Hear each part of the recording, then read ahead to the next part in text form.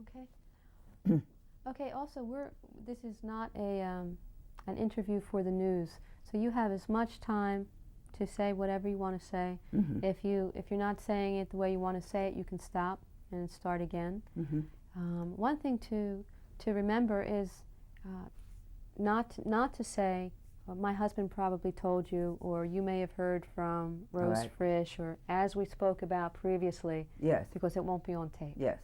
Okay. Mm-hmm. And if possible, when I ask you a question, if you could incorporate part of the question into your response.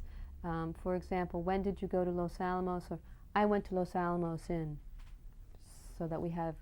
You like that tie-in, do you? Yes. Or not? Yes. Yes, you do like it. Mm-hmm. Yeah. Yes. Okay. All right. So, the first question: what were you doing before you and your family moved to Los Alamos? You mean what I personally was doing? My husband and I had been married in 1931, and I started graduate work at Yale in history that fall, and did it in a somewhat leisurely way. It is 5 years for my doctorate, but got that 3 months after our first child was born. So that, and 2 years later we had our daughter. But in the meantime, I did have some part-time teaching jobs, 1 or 2 research jobs. New Haven wasn't a very good place for women's academic jobs, obviously, and there were no women's colleges in the immediate surroundings. But I did work part-time all during the 30s. So you were working as a teacher? Yes, I did say there were 1 or 2, one job of research for my supervisor at Yale, another job with the WPA Records Project. Mm-hmm. And were you living in Yale before you No, we lived out in Cheshire. Cyril was working with the American Brass Company in Waterbury, and Cheshire was a small residential village town halfway between New Haven and Waterbury, so we commuted in opposite directions. Uh-huh. And did you participate in the decision to move to Los Alamos? I suppose I was asked if I would agree to go. I don't remember. I think we had already moved, you see, from a newly built house in Cheshire to Washington, and had been there for the 9 months, I think, something like that, so that I suppose I was mentally prepared for something else to happen, but it sounded very worthwhile, very worth doing. All my husband could tell me was that it was something that would probably help to end the war and had extremely interesting implications for science in the future. Well, you know, in the uncertain days of 1942 and 3, what more could you ask? Did you know that you were moving to New Mexico? I knew we were moving somewhere in the West. I must have had an address there because Cyril was there for the April conference. So I suppose by that time, shortly after that, I went out to Michigan with the children to be there until it was time to go to Los Alamos. So I certainly knew before we went.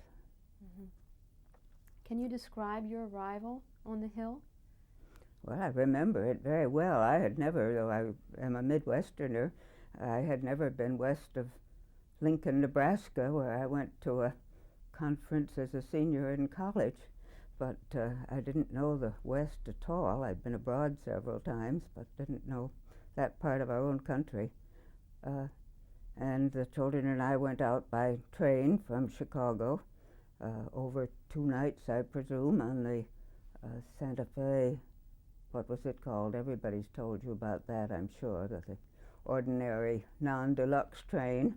and arrived in Lamy on a very hot Sunday afternoon.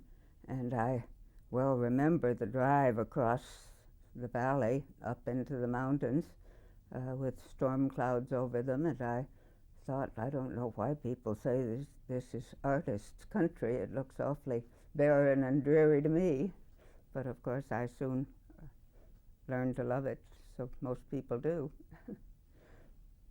And what about once you arrived on the Mesa? Was it, what did it look like as far as a community in which to move well, into? I'm sure you've heard it described many times. We were among the fairly early arrivals, and were in one of the older of the apartment houses. I don't know how they've been described, but they were had 4 apartments, 2 below and 2 above, and we had an upstairs one. I'd asked for one on the ground floor because I didn't want our 5- and 7-year-old children pounding over somebody's head, but it turned out that the lower first-floor apartments went to people with babies that had to be carried up and down stairs with lots of laundry, and it turned out to be much pleasanter above than below.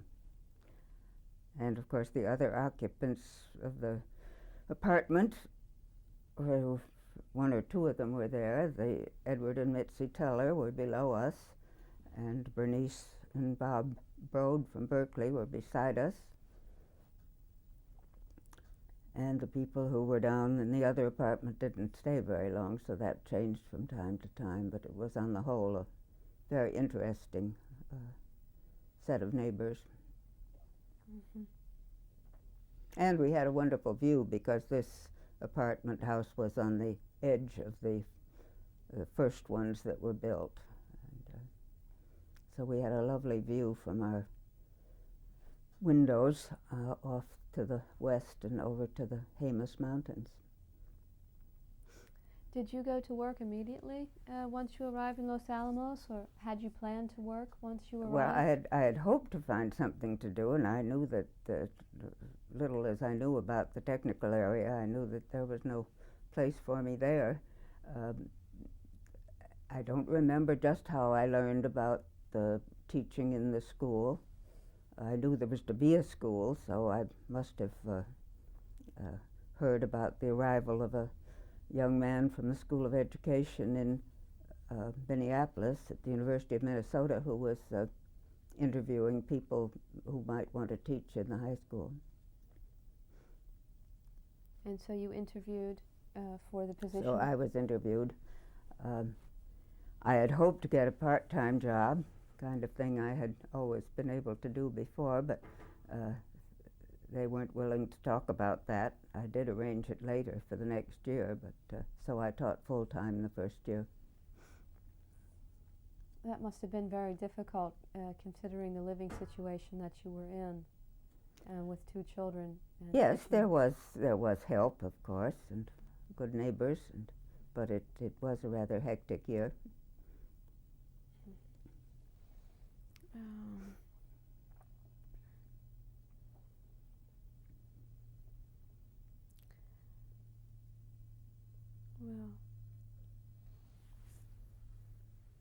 Well, was there a large number of women that that were outside of the technical field completely at Los Alamos, and therefore were unaware of what was being worked on in the lab?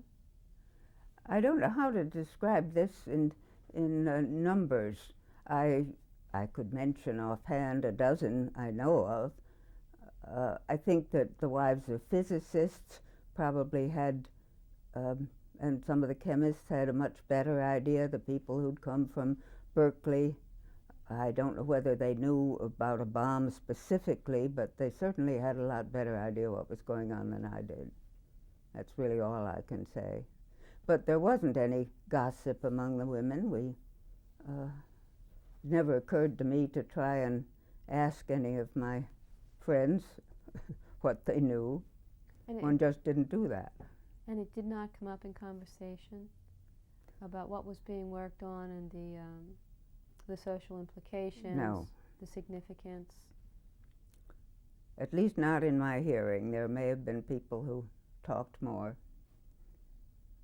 But I was too busy, for one thing, to have much time to sit around gossiping, so. I understand that the Mesa and the New Mexico, the site of Los Alamos, was really fantastic all year round, socially and athletically, for recreation. You said I didn't quite get the question. I'm wondering how you got along as far as recreation goes in the mountains of Los Alamos. Well, I had never lived in mountains and never done much mountain climbing. Cyril and I had done a little bit up in the White Mountains here, and some of it rather strenuous, but I wasn't really a mountaineer. And so I did some of it, but most of the women who had children stayed behind on weekends when their husbands went off climbing. It varied from family to family. The families where the man was a fisherman tended to go off on family picnics and sit around and watch. But those of us with husbands who liked mountain climbing of a fairly strenuous sort tended to stay behind more often, I think. Mm-hmm. Do you see the lights of the Trinity test? Did you see the Trinity test? Were you one of No. the members of the group? I went to Michigan both summers with the children. The first one because my sister, who was staying with my mother, needed to get away for family reasons when her husband was leaving for the South Pacific. And I hadn't intended to go the second summer, but again there was a crisis and I was summoned, so the children and I went and were not there at the time of the Trinity test, or the Trinity test, or the dropping of the bombs either. Hmm. I heard about it actually sitting by the radio in our Michigan cottage, and I heard there'd been some strange weapon used, and I didn't say anything, but I thought this must be it.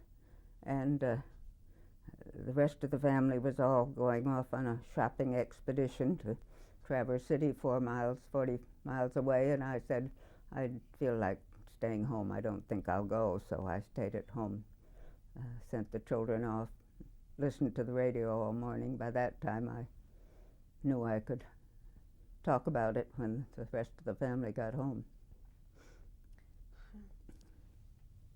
As an historian, do you think that the atomic bomb did represent a big change for science and for society? Yes, I'm sure it did. That's a very large question to try to answer, and so let me say just yes. Yeah. Can you try to say something a little bit more? Well, I think perhaps that in what has been happening in the last few weeks in Europe, that we are feeling an indirect impact of it. Well, you wrote in your book that scientists have begun to act in history as they once acted in nature, right? Yes. What do you mean by that? Can you explain? Simply that those who did take part in the political decisions relating to the bomb and its future use and its later developments did become a part of the political process in a way that scientists had, and to an extent that scientists had rarely done before. So from this point of view, it was a big change. Yes, I think so.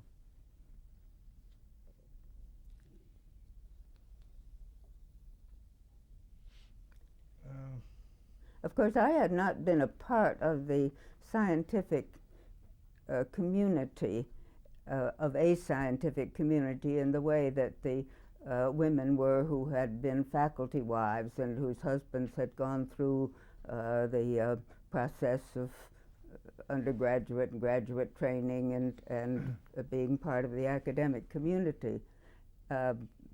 When Cyril and I were married, he was working for the American Brass Company, and while we had a good many friends who were graduated from Yale and other universities and were technical people, it wasn't, and had a good many friends who teaching at Yale in other fields by the time we left there.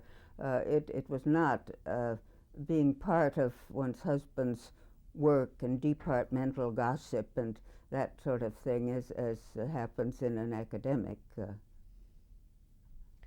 And your husband was part of community. industry. Yes. Right. So it did represent a big change in science and society, the bomb, right? Yes, I think it did. Mm-hmm. I think we're still seeing it. Why did you choose to write your book, A Pearl and a Hope? You were looking at 2 years, 1945 and 1946. Well, there's a bit of a story back of that. It had to do with the fact that when we went to Chicago, I was hoping to find a teaching job eventually, but at the University of Chicago, the only possibility would have been teaching in the college. The history department didn't have any openings at the time, and I really wasn't qualified for teaching at that level. I hadn't published anything in English history. But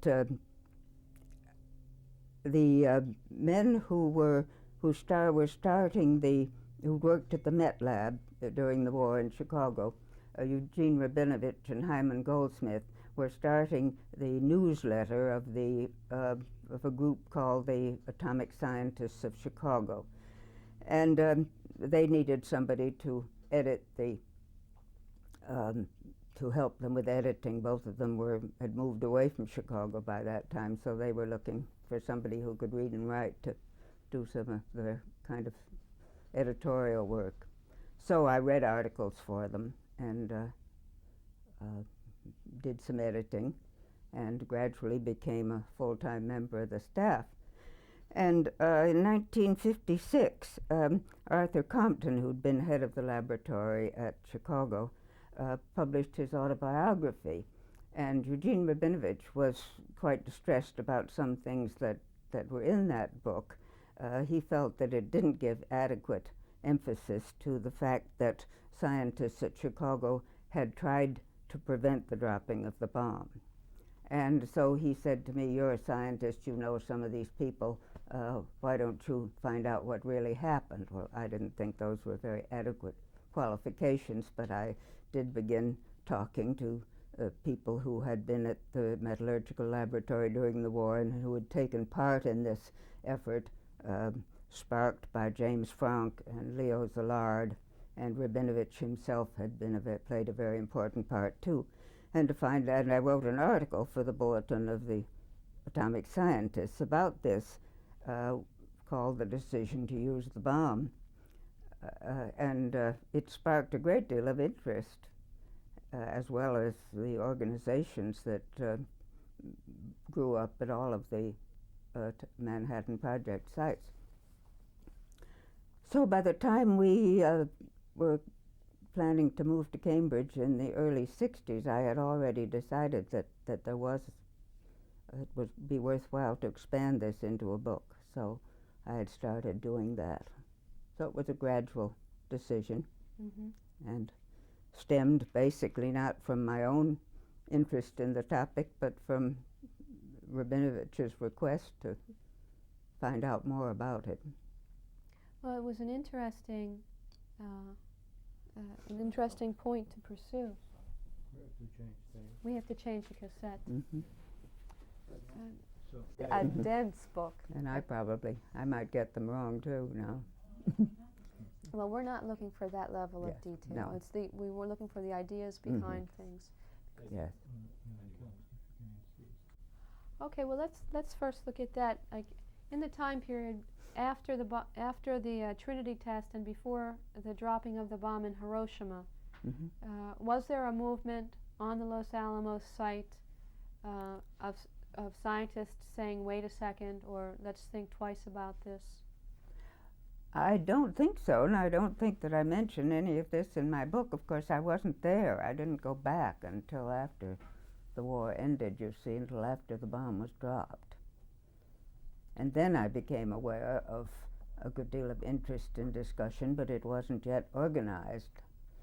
And anything that was classified and discussed just in the technical area, I didn't know about. What did you find out? You did research to write the paper on called "The Decision to Drop the Bomb."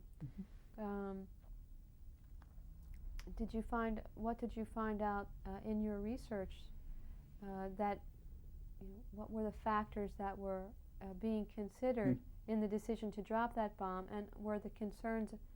Did the scientists express any concerns before the bomb was dropped, and were those concerns weighed in the decision to drop the bomb? The discussion was entirely in Chicago immediately.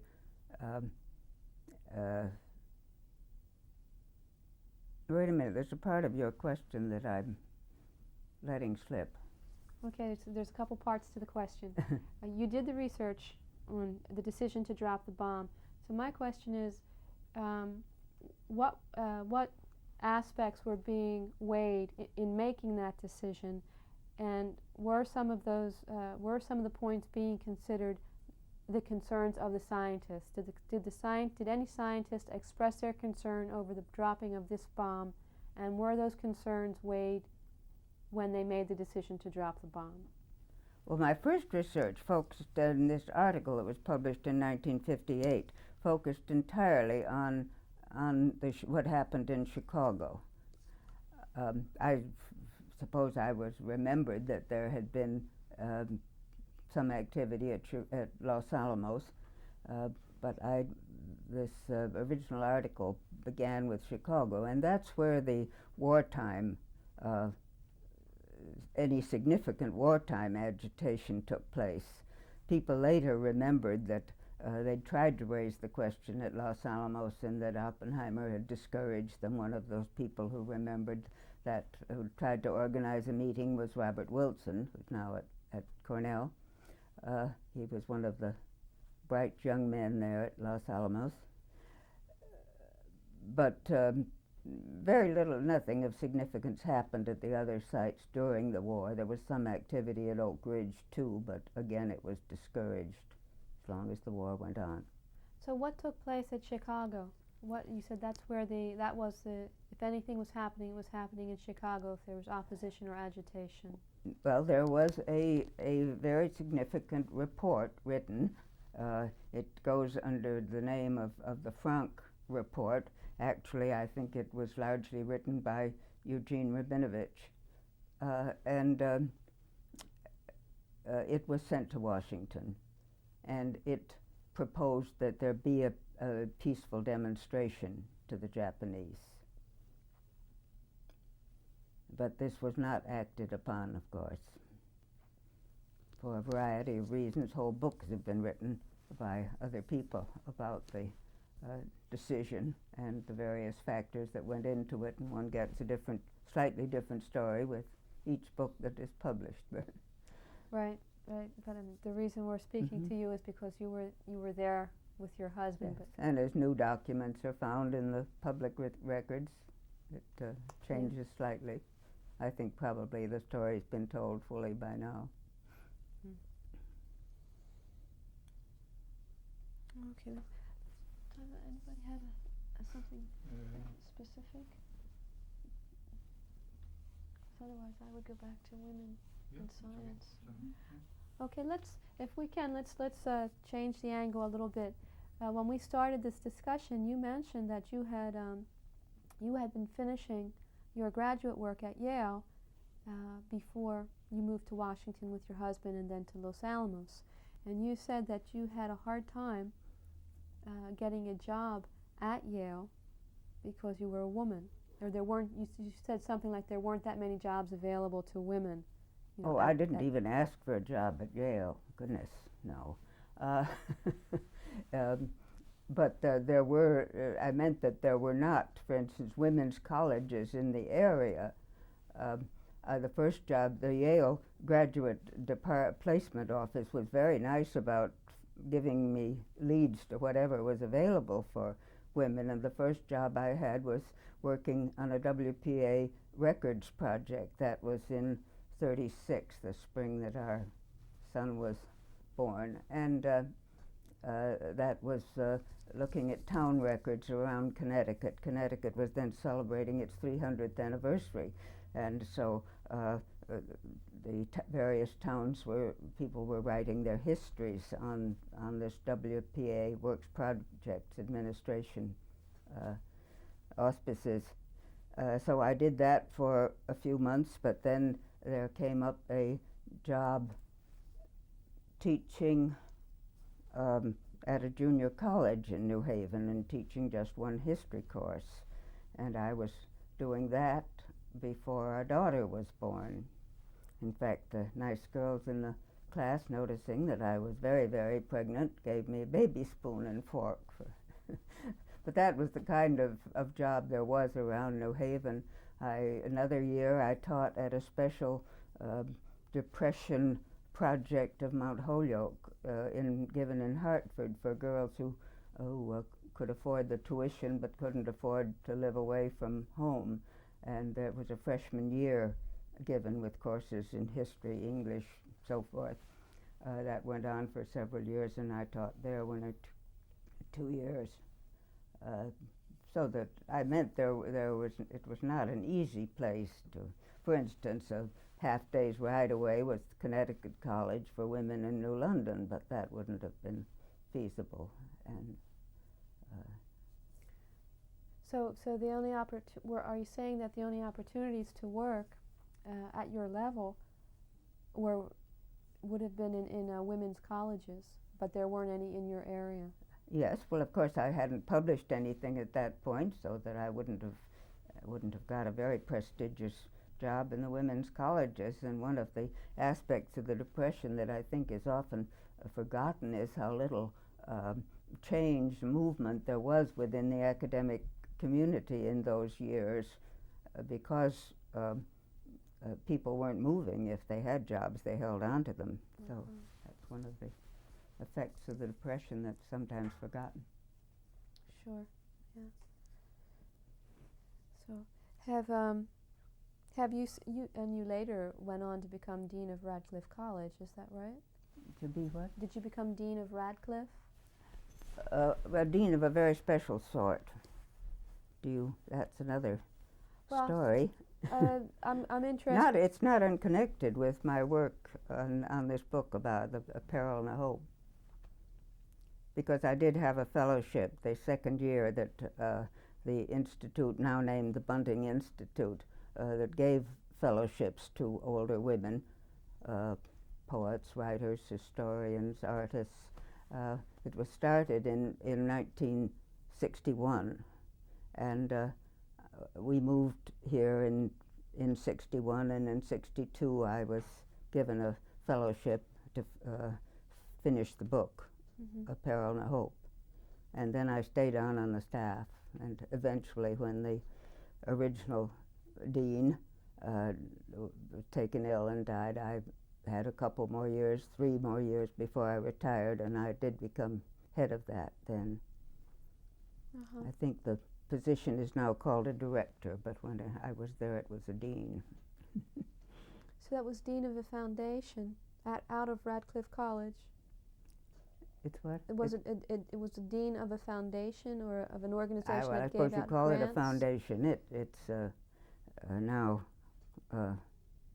called an institute. It's the Bunting, it's named after Mary Bunting, who was president of Radcliffe at the time. And mm-hmm. it was a totally new departure. It shouldn't have been, but she was looking around and realizing how many women there were who had graduate degrees in this country, and how very few there were in the academic world. And in positions of any prominence, and decided that something ought to be done to help them fill the gap between graduate study and publishable research or work in the arts.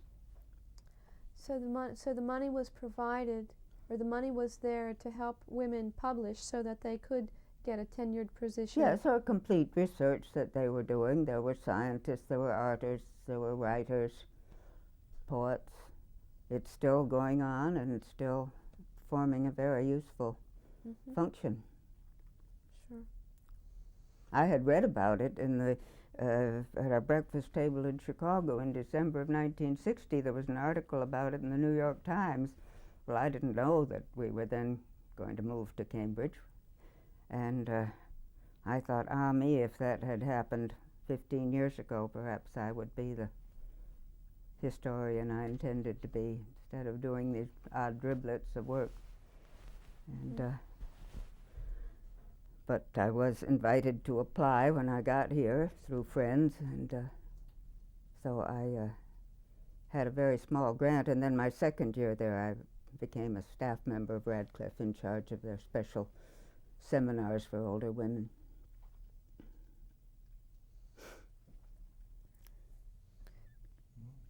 After 40 years of the bomb, there is more hope or more peril?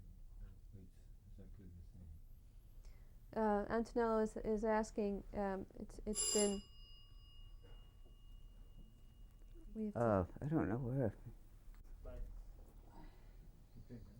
Okay, Antonello was asking or wondering that it's been 40 years.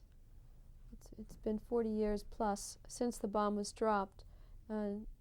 It's been 40 years.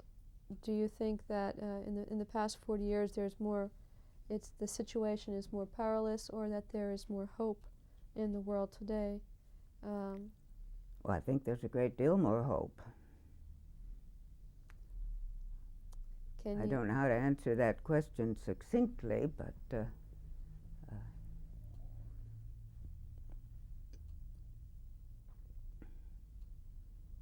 this title was taken from a phrase used by Oppenheimer in one of his speeches, I think the one to Los Alamos at the end of the war, to the assembled staff and families there. It's something he wrote or said very shortly after the war, that because there was a peril, such a grave peril, there was also a hope that something might be done to ensure peace, or more might be done to ensure peace. That is quoted more exactly somewhere in A Peril and a Hope.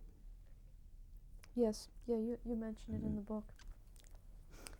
I had always rather laughed at titles that didn't describe what was in the book, but that seemed so apt that I couldn't resist it. Well, what about women in science? In the introduction to A Peril and a Hope, you're talking about, or you bring up the question of social responsibility of scientists.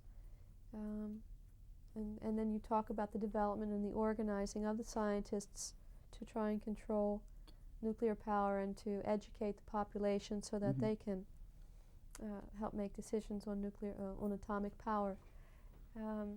Since World War II, when we had major funding of scientific research by the government, since that time the funding has continued. I mean, that seemed to be a new mode of behavior. The government, and particularly the military, the Department of Defense, realizing that it was to their benefit to fund scientists, on a long-term basis, because the developing results, what the scientists find out, can be used militarily. So you have something called big science, or the birth of big science, funded by the government.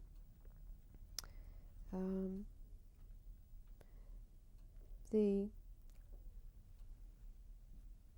you've got the creation of the military-industrial complex and its connection to universities. What do you think what are your thoughts on this as concerns women in science? Do you think, at Los Alamos, there were 4 scientists that were women working in the technological areas. Mm-hmm. Do you think that women are not working in science, in the hard scientists, in mathematics, in physics, in chemistry, in the numbers that they might be?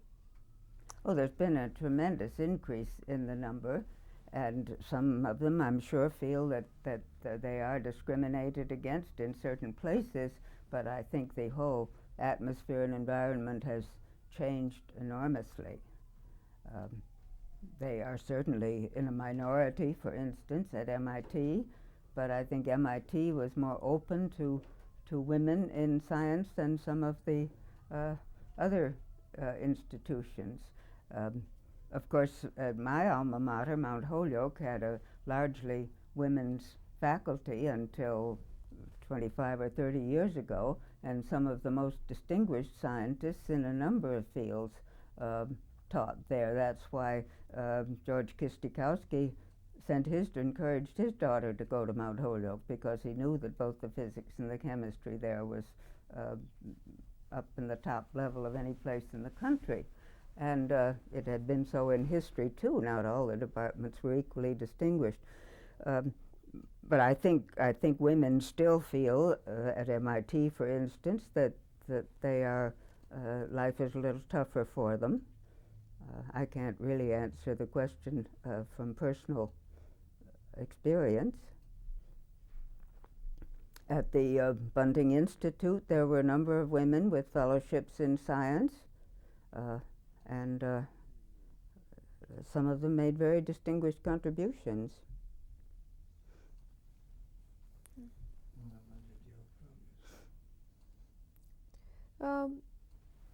What about the idea of progress and its the connection of science and technology to progress?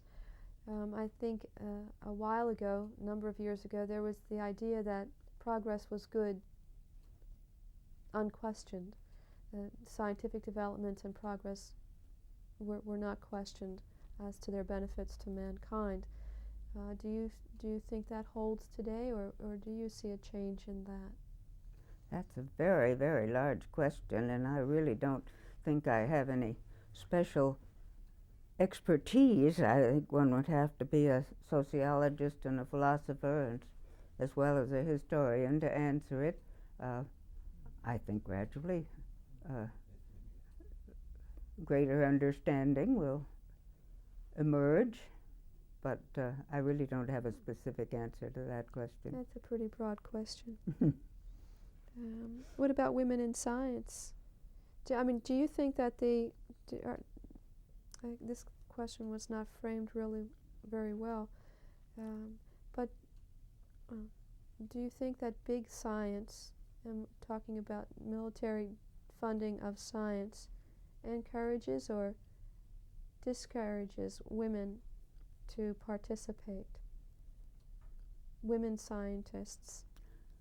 Well, again, since I'm not really a part of this personally, and haven't been for the last 10 or 15 years since I retired, in close contact with programs like the one at Radcliffe, I only know what I read in the newspapers and hear a little bit about. Okay. I'm sure there is still a feeling at MIT that women are second-class citizens, yet MIT was among the first places that appointed women to top positions. It did better than Harvard, for instance, and I was on the first women's committee of the Faculty of Arts and Sciences at Harvard for 2 or 3 years, and Harvard was not doing very well about women at that time. It's done a good deal better, but I think MIT opened its doors to women, and whether that is because one can be a little more objective in science, I don't know. I think every institution has a different story in this respect. Mm-hmm. Okay, do you have anything?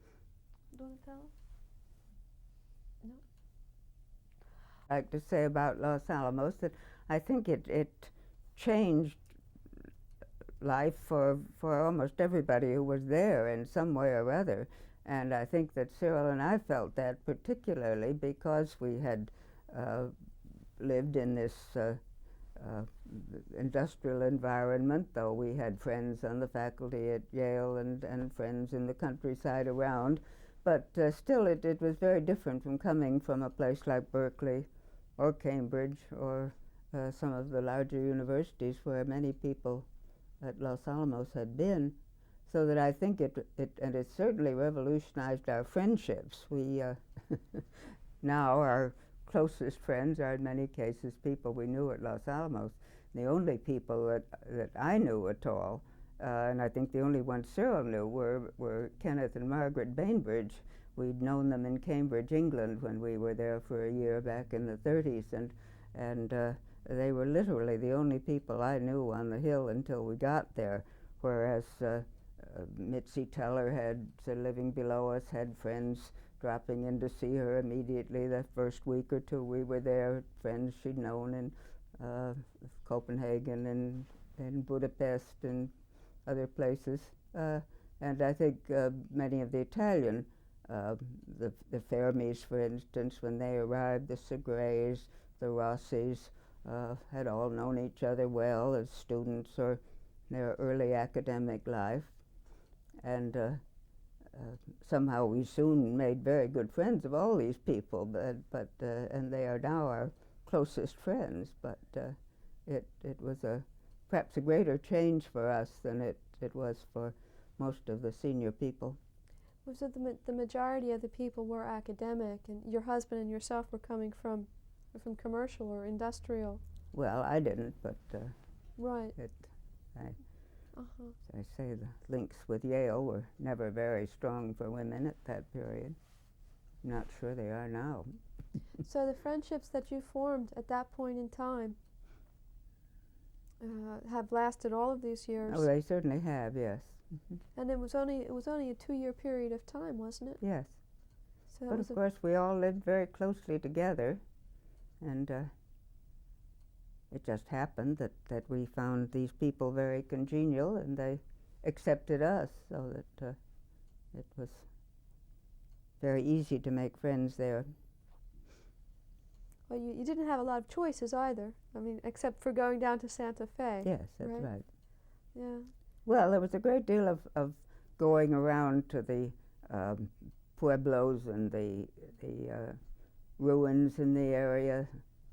If women were on their own with children, sometimes on Saturday or Sunday we took our friends to Frijoles or Pouillet, and the small boys loved climbing around these ruins, probably did a lot of damage, but it was an interesting experience for children. Mm-hmm. And there were no concerns about radioactivity as far as having children on the site? Well, that's a question that they were so very careful about it, I think, that I don't know whether people who knew more than I did had any doubts about this. Mm. I think there was great care exercised right from the beginning. And Donatello, you had a question about teaching?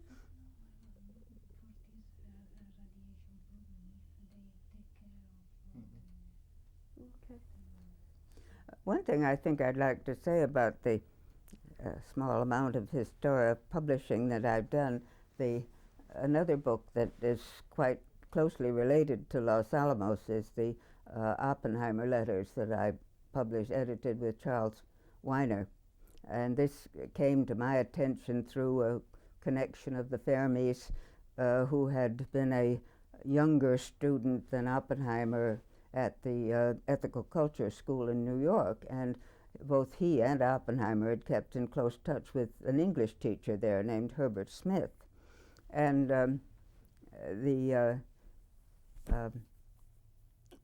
Herbert Smith had saved these the letters that he'd received from Oppenheimer when Oppenheimer was a freshman at Harvard, an honest student at Harvard. And this younger student had been an assistant to Enrico Fermi at the opening of the Pile in Chicago, and kept in touch with the Fermis and with Mrs. Fermi later. And she had begun to do some editing and publishing, and when he learned about these letters from his former teacher, Herbert Smith, he called up Laura Fermi and said, would she like to be interested in editing them? Well, she had never felt particularly close to Oppenheimer, and she said no, she was doing something else, but to call me. Well, I said, I'm doing something else, but I'll see what's been done in this area. So I got in touch with Charles Weiner, who had just moved to MIT from the physics society in, what's it called, in New York, which has a whole archive of interviews with scientists. And he was very much interested in this, and he went to the Cape that weekend and looked at these letters and found them quite fascinating, and so we agreed to do this together. And so this, of course, has at first the Harvard Press said, well, you know, this kind of tapers off at the end of this Harvard period. And so we think it isn't really a book. And I slept on that. And in the morning I thought what it really needs is Los Alamos, because when Oppenheimer went to Los Alamos, he was a very private person, and when he left, he was a very public one. And so we added the Los Alamos letters, and the press took it right away. Mm-hmm.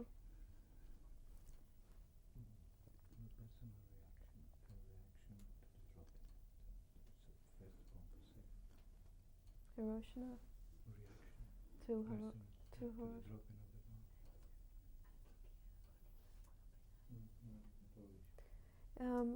What was your personal feelings when you heard about the dropping of the bomb at Hiroshima? What was?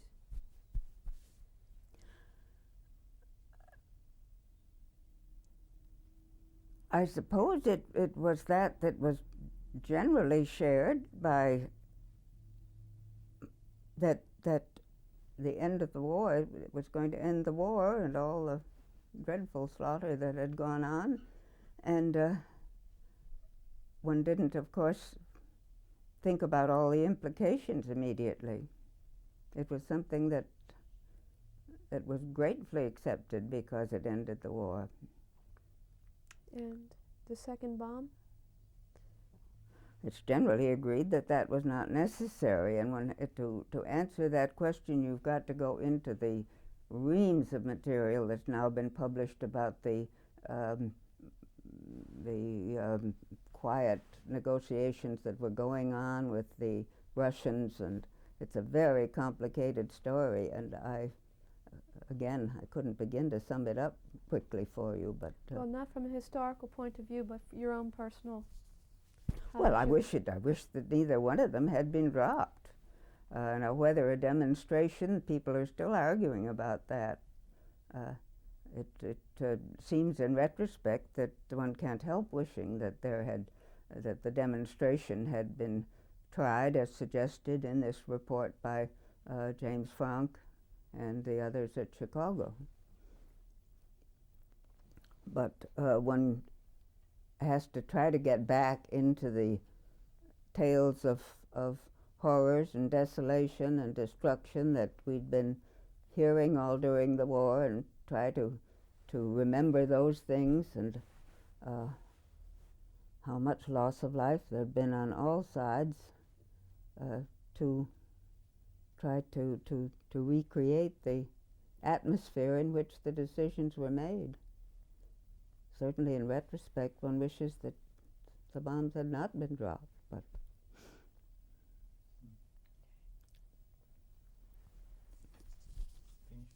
Okay.